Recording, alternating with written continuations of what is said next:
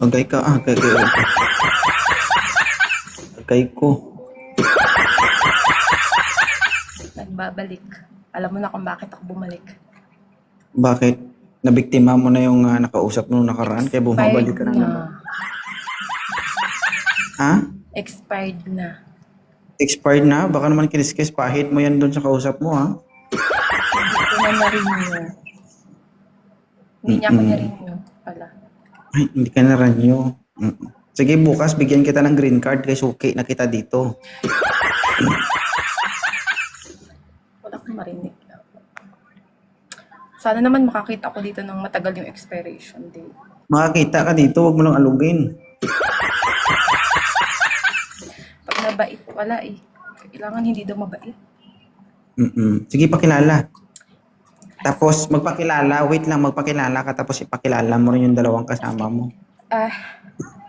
English na lang na para mali mo may maligaw. Sige, sige. Hi. Ay, kinakabahan ako. Oh my God, ganito pala yung feeling ng first time dito, no?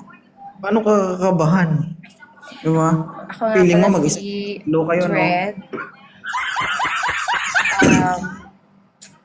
Wala pang anak. Sabi mo English. Ay, oo nga pala. Sandali lang. Hi, good evening everyone. My name is Dread. I am 23 years old. Kunyari lang baka. Hindi naman nila alam lahat. 23, wala pang anak. From Philippines. And I thank you. Naghahanap, syempre.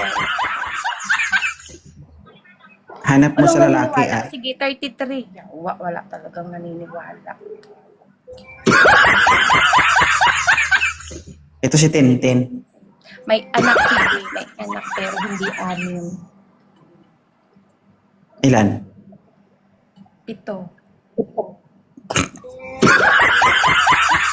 Paano ka makahanap? Kasi parang abnormal ka man. Sino anim? Ay, di ba? Ilan talaga anak mo?